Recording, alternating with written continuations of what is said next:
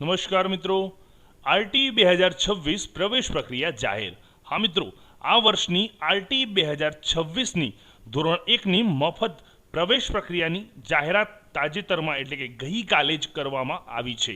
તેમાં કયા કયા ડોક્યુમેન્ટ્સ આપે ફોર્મ ભરતી વખતે અપલોડ કરવાના રહેશે તથા સાથે જાણીશું આપણે આજના વિડીયોમાં કે કયા કયા નિયમોમાં ફેરફાર થયા છે। તો ચાલો નિહાળીએ આ વિડીયો। આરટીઈ સૌપ્રથમ આરટીઈ વિશે જાણીશું। તો આરટીઈ નો અર્થ થાય રાઇટ ટુ એજ્યુકેશન।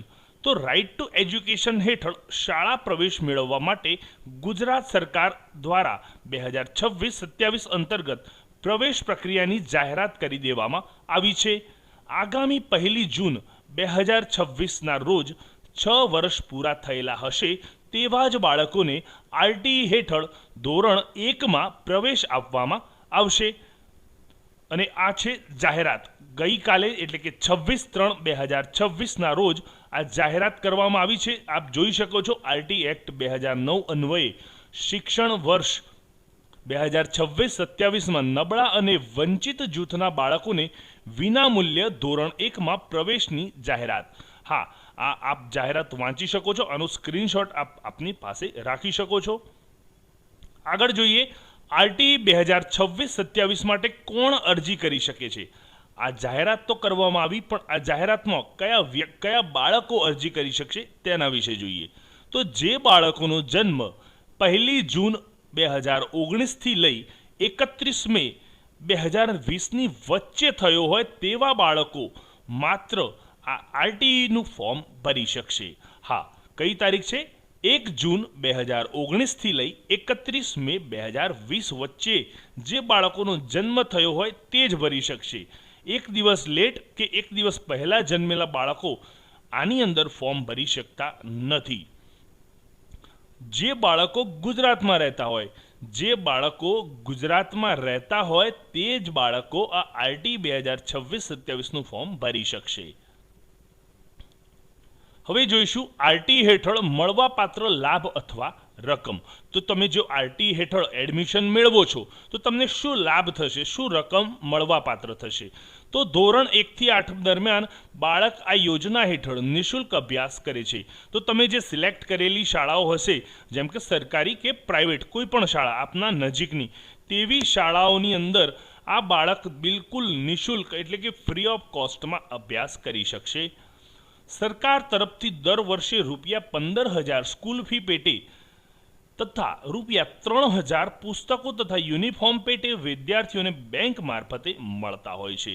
તો જે 15,000 સ્કૂલ ફી મળતી હોય છે તે જે તે શાળાના ખાતામાં જમા થતી હોય છે। બાકીના જે 3,000ની રકમ છે તે બાળકોને તેમના ખાતામાં મળતી હોય છે। તે પણ પુસ્તકો અને યુનિફોર્મ વગેરે ખરીદી શકે તેના માટે આ રકમ મળતી હોય છે। આરટીની પ્રવેશ પ્રક્રિયાની મહત્વની તારીખ તો આપણે જોઈ કે જાહેરાત તો કરી દેવામાં આવી છે, પણ આ આરટીના ફોર્મ તમે ક્યારે ભરી શકશો, કઈ તારીખે ભરી શકશો અને તેની છેલ્લી તારીખ કઈ છે તે આપણે જોઈશું। તો શૈક્ષણિક વર્ષ 2026-27માં આરટી હેઠળ પ્રવેશ માટે ઓનલાઈન ફોર્મ તારીખ 4/4/2026 થી લઈ 17/4/2026ના સુધી એટલે કે તમે ટોટલ જે અહીંયા તારીખ આપેલી છે 4/4 એટલે કે 4 એપ્રિલ 2026 થી લઈ 17 એપ્રિલ 2026 સુધી આ ફોર્મ ભરી શકશો।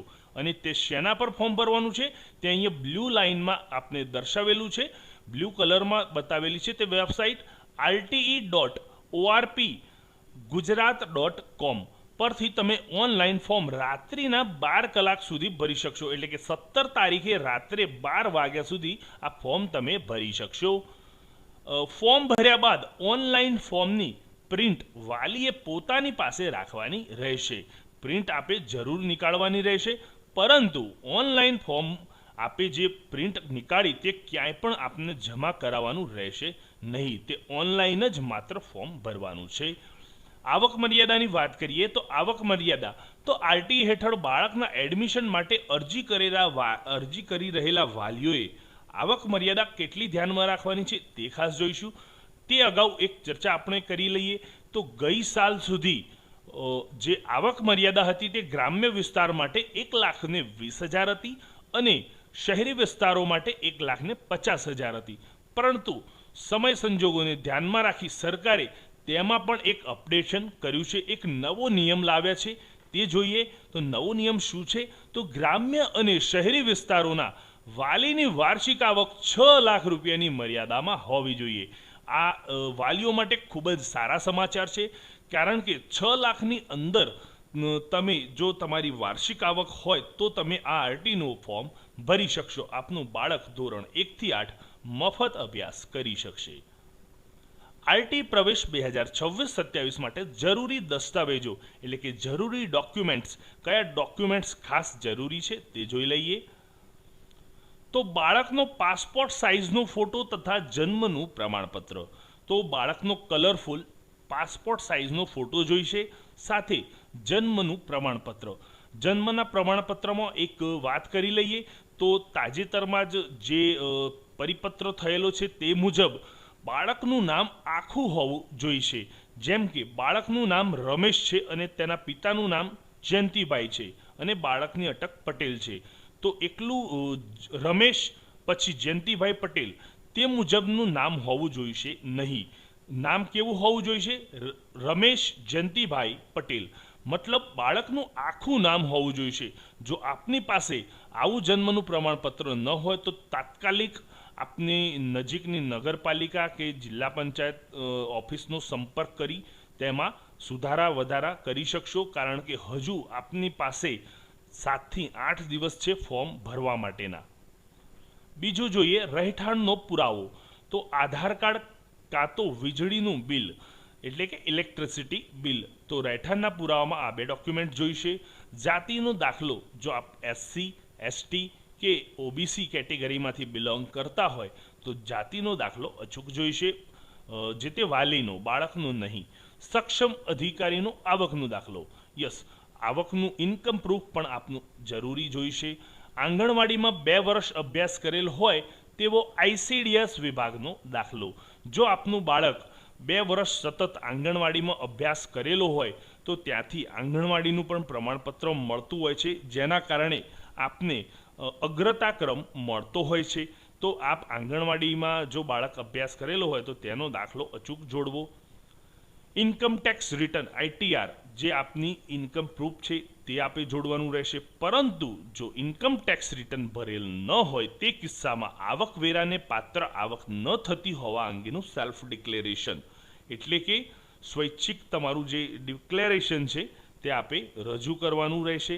શેના માટે? તો તમે આવક તમારી જોડે સપોઝ ઇન્કમ ટેક્સ તમે નથી ભરતા પણ તમારી જોડે જે આવક થઈ રહી છે તે 6 લાખની અંદર છે તેવું દર્શાવતું એક સેલ્ફ ડિક્લેરેશનનું ફોર્મ આપે ભરવાનું રહેશે. આરટી 2026-27 માટે અરજી કેવી રીતે કરવી તે જોઈએ. તો વાલીઓએ RTE ગુજરાતના ઓનલાઈન પોર્ટલ આપે વાત કરી તે પ્રમાણે rte.orpgujarat.com પર જઈને ઓનલાઈન ફોર્મ આપે ભરવાનું રહેશે. ફોર્મ ભરતી વખતે વાલીઓએ જરૂરી દસ્તાવેજોની સ્કેન કરેલી નકલો અપલોડ કરવાની રહેશે. તો આપને જે હમણાં ડોક્યુમેન્ટની મેં વાત કરી તે તમામ ડોક્યુમેન્ટ આપે સ્કેન કરીને રાખવાના રહેશે અને તેને તેમાં અપલોડ કરવાના હોતા હોય છે. તે ડોક્યુમેન્ટ કરેલા જે ડોક્યુમેન્ટ છે સ્કેન કરેલા ડોક્યુમેન્ટ તે આપે JPG ફાઇલ અથવા PDF ફાઇલમાં અપલોડ કરવાના હોતા હોય છે. ફોર્મ ભર્યા પછી વાલીઓએ તેની પ્રિન્ટ આઉટ કાઢીને રાખવાની રહેશે. તો તમે ફોર્મ ભરી દો પછી તેની પ્રિન્ટ આઉટ આપની પાસે સાચવીને રાખવાની રહેશે. ફોર્મ ભરતી વખતે વાલીઓએ ધ્યાનમાં રાખવા જેવી બાબતો. તો તમે વાલીઓ ફોર્મ ભરશો પણ ઘણી બધી બાબતો એવી છે કે તે તમને ત્યાં અડચણ ઊભી થશે કે મૂંઝવણ ઊભી થશે. તો આ કેટલી ધ્યાનમાં રાખવાની બાબતો જોઈ લઈએ. તો આપનું ફોર્મ રદ ન થાય તે માટે માગ્યા મુજબના તમામ અસલ દસ્તાવેજો ચોકસાઈપૂર્વક અપલોડ કરવાના રહેશે. તો તમારે જે માગેલા છે તે ડોક્યુમેન્ટ ધ્યાન રાખી ચોકસાઈપૂર્વક તમારે અપલોડ કરવાના રહેશે. પરંતુ ઝાંખા, ઝેરોક્સ કોપી અને ન વંચાય એવા ડોક્યુમેન્ટ થયેલ હશે તો ફોર્મ રિજેક્ટ થશે. મતલબ આપે જે ડોક્યુમેન્ટ અપલોડ કરવાના છે તે ઓરિજિનલ હોવા જોઈએ, વિઝિબલ એટલે કે વ્યવસ્થિત તે દેખાવા હોવા જોઈએ, નાનામાં નાના અક્ષર તેમાં વંચાય એવા હોવા જરૂરી છે, અધરવાઇઝ તમારું ફોર્મ રિજેક્ટ થઈ શકે છે. બીજું જોઈએ, પાન કાર્ડ ન ધરાવતા અથવા પાન કાર્ડ ધરાવતા હોય પરંતુ ઇન્કમ ટેક્સ રિટર્ન ભરેલ ન હોય તે કિસ્સામાં આવકવેરાને પાત્ર આવક ન થતી હોવા અંગેનું નિયત નમૂનાનું સેલ્ફ ડિક્લેરેશન ઓનલાઈન ફોર્મ ભરતી વખતે ફરજિયાત અપલોડ કરવાનું રહેશે. તો આગળના જે સ્લાઇડમાં આપણે વાત કરી તે મુજબ જો આપ પાન કાર્ડ ધરાવો છો કે નથી ધરાવતા પરંતુ તમે જો રિટર્ન ન ભરતા હોય તેવા સંજોગોમાં તમારી આવક 6 લાખની અંદર છે તે દર્શાવતું એક નમૂનાનું સેલ્ફ ડિક્લેરેશન ફોર્મ આપે ભરવાનું અપલોડ કરવાનું રહેતું હોય છે. રહેઠાણના પુરાવા તરીકે બાળકના પિતાના આધાર કાર્ડ, પાસપોર્ટ, વીજળી બિલ, પાણીનું બિલ, ચૂંટણી કાર્ડ, રેશન કાર્ડ પૈકી કોઈ એક આધાર હોય તો રજિસ્ટર્ડ ભાડા કરારની જરૂર રહેતી નથી. તો જે રહેઠાણનો પુરાવો છે તેના માટે અલગ અલગ આ ડોક્યુમેન્ટ આપેલા છે, તે પૈકી કોઈ પણ એક હોય તો તમારે રજિસ્ટર્ડ ભાડા કરાર કરાવવાની જરૂર હોતી નથી. પરંતુ ઘણા સંજોગોમાં આપ કોઈ ગામડામાં રહેતા હોય પરંતુ વર્ષોથી તમે કોઈ નજીકની સિટીમાં રહેતા હોય તેવા સંજોગોમાં તમારા ડોક્યુમેન્ટ્સ તમામ ગામડાના હશે અને તમે રહેતા હશો સિટીમાં અને તમારે સિટીની અંદરની કોઈ સ્કૂલ પસંદ કરવી હોય તેવા સંજોગોમાં તમારે રજિસ્ટર્ડ ભાડા કરારની જરૂર પડતી હોય છે. તો તે સંજોગોમાં જોઈએ તો રજિસ્ટર્ડ ભાડા કરાર ગુજરાત સ્ટેમ્પ એક્ટ 1958 મુજબ નોંધાયેલા ભાડા કરાર તથા સંબંધિત પોલીસ સ્ટેશનમાં જમા કરાવ્યાના આધાર સાથેનો માન્ય ગણવામાં આવશે. તો જે નોંધાયેલો છે ગુજરાત સ્ટેમ્પ એક્ટ 1958 મુજબ તે મુજબનો જો ભાડા કરાર હશે તો માન્ય ગણવામાં આવશે. નોટોરાઇઝ્ડ ભાડા કરાર માન્ય ગણાશે નહીં, એટલે કે તમે જાતે નોટરી કરીને ભાડા કરાર જો ડાયરેક્ટ બનાવશો તો તે માન્ય ગણાશે નહીં અને આપનું ફોર્મ રિજેક્ટ થશે.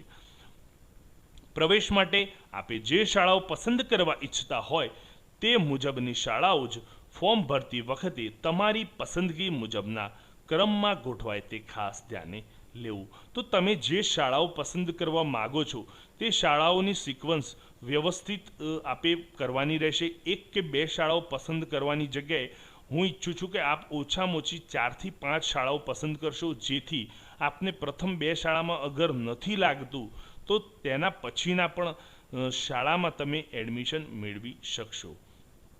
ફોર્મ સબમિટ કરતા પહેલાં ફરીવાર ધ્યાનપૂર્વક સંપૂર્ણ વિગતો જોયા બાદ જ ફોર્મ સબમિટ કરવું. ફોર્મ સબમિટ કર્યા બાદ કોઈ સુધારો થઈ શકશે નહીં. તો આપ એ પણ ધ્યાનમાં લઈ લો કે સબમિટ કરતી વખતે એકવાર અચૂક ચેક કરી લેશો અને સબમિટ કરતી વખતે પ્રોપર ધ્યાન રાખી જોઈ લેવું. સબમિટ કર્યા બાદ કોઈ સુધારો થઈ શકશે નહીં. પરંતુ તેના ઓપ્શનમાં એક પ્રશ્ન એ પણ છે કે સપોઝ કોઈ ભૂલ થઈ ગઈ તો શું કરવું? તો તે ચિંતા કરવાની જરૂર નથી. તેના માટે આપ ફરીથી એક નવું ફોર્મ ભરી શકશો. તમે નવું ફોર્મ ભરશો તો ઓટોમેટિક જે આપનું જૂનું ફોર્મ છે તે રદ થશે, તો આપનું નવું ફોર્મ વેલિડ ગણાશે. તો પ્રયત્ન એવો કરવો કે ધ્યાનપૂર્વક સંપૂર્ણ વિગતો જોયા બાદ જ ફોર્મ આપે સબમિટ કરવું. બીજું જોઈએ તો મિત્રો, આરટીની જે વેબસાઇટ છે તેમાં આ રીતે ડોક્યુમેન્ટ્સની એક ફાઇલ અપલોડ કરેલી છે, તે આપ જોઈ શકો છો અહીંયા. તો વેબસાઇટમાં નીચે કેટેગરીમાં દર્શાવ્યા પ્રમાણે ડોક્યુમેન્ટ તમારે અપલોડ કરવાના રહેતા હોય છે. તો તમારી જે કેટેગરી હોય તે મુજબ તમારે ડોક્યુમેન્ટ અપલોડ કરવાના રહેતા હોય છે. જેમ કે અહીંયા જોઈએ પ્રથમ અનાથ બાળક, તો અનાથ બાળકમાં કયા કયા ડોક્યુમેન્ટ અપલોડ કરવાના છે તે તમે જોઈ શકો છો. તે જ મુજબ સંભાળ અને સંરક્ષણની જરૂરિયાતવાળું બાળક, તો તેમાં કયા ડોક્યુમેન્ટ છે તે જોઈ શકો છો. બાલગૃહના બાળકો, બાળ મજૂર, સ્થળાંતરિત મજૂરના બાળકો, આ પ્રમાણે અલગ અલગ દરેક કેટેગરી વાઇઝ તેમના ડોક્યુમેન્ટ અહીં દર્શાવેલ છે. તે મુજબના ડોક્યુમેન્ટ્સ આપે અપલોડ કરવાના રહેતા હોય છે. તો અહીંયા બતાવેલું છે કે રાજ્ય સરકારની હસ્તક સરકારી આંગણવાડીમાં અભ્યાસ કરતા બાળકો, તો આંગણવાડીમાં જો તમારું બાળક અભ્યાસ કરે છે તો તેના માટે આ ટોટલ 9 જાતના ડોક્યુમેન્ટ્સ તમારે અપલોડ કરવાના રહેતા હોય છે. તો આ PDF જે છે એ હું વિડીયોના લિંક ડિસ્ક્રિપ્શનમાં મૂકું છું, ત્યાંથી તમે ડાઉનલોડ કરી શકશો અને તમે જોઈ શકશો કે તમારા કયા કયા ડોક્યુમેન્ટ્સ તમારે અપલોડ કરવાના રહેશે. તો અત્યારથી જ આ તમામ ડોક્યુમેન્ટ્સ તમે સ્કેન કરી અને રાખશો, જેથી તમને ફોર્મ ભરતી વખતે અગવડ ન થાય. આ ખાસ સૂચનાઓ જોઈ લઈએ. તો ઓનલાઈન ફોર્મમાં માત્ર ઓરિજિનલ ડોક્યુમેન્ટ અપલોડ કરવાના રહેશે. ઝેરોક્સ કોપી અને ઝાંખા ન વંચાય તેવા ડોક્યુમેન્ટ આપણે અપલોડ કરવાના રહેશે નહીં તો ફોર્મ રિજેક્ટ થશે. ખાસ અને અગત્યની વાત, તો JP અને PDF ફોર્મેટમાં આ અપલોડ કરવાના રહેશે ડોક્યુમેન્ટ. અને તેની કઈ સાઇઝ હોવી જોઈએ તે પણ જોઈ લઈએ. તો ડોક્યુમેન્ટ્સની અપલોડ કરવાની સાઇઝ છે 450 KBથી ઓછી સાઇઝ તમારે રાખી JPG અથવા PDF ફોર્મેટમાં તમારે ડોક્યુમેન્ટ અપલોડ કરવાના રહેશે. પરંતુ જો રહેઠાણનો પુરાવો, ધારો કે તમે રજિસ્ટર્ડ ભાડા કરાર હોય તો તે ઘણા પેજ થતા હોય છે તો તેની એક PDF બનાવી તેની મિનિમમ સાઇઝ ઓછામાં ઓછી 5 MBથી ઓછી સાઇઝ રાખી તમારે ડોક્યુમેન્ટ અપલોડ કરવાના રહેશે. તો મિત્રો, આજે આપણે વાત કરી RT 2026ની પ્રવેશ પ્રક્રિયા જે જાહેર કરવામાં આવી છે તે અંતર્ગતનો આ વિડીયો હતો. અમારી ચેનલ સાથે જોડાયેલા રહેજો, કારણ કે આના પછીના વિડીયો ઓનલાઈન ફોર્મ કેવી રીતે ભરવું તે પણ આ ચેનલ પર આપણે મૂકવાના છીએ. સાથે શાળાઓ તમારે કેવી રીતે સિલેક્ટ કરવી તેના વિશેનો પણ અલગથી વિડીયો આપણે મૂકીશું. અને સ્પેશિયલ ફ્રિકવન્ટલી આસ્ક ક્વેશ્ચન, એટલે કે આ ફોર્મ ભરતી વખતે કયા કયા પ્રશ્નો ઉદ્ભવશે તે માટેનો પણ એક સ્પેશિયલ વિડીયો આપણે મૂકીશું. તો ચેનલ સાથે જોડાયેલા રહો. અમારા વિડીયો આપને પસંદ પડ્યા હોય તો જરૂરથી લાઈક કરશો અને ચેનલને સબસ્ક્રાઈબ કરવાનું ભૂલશો નહીં. ધન્યવાદ.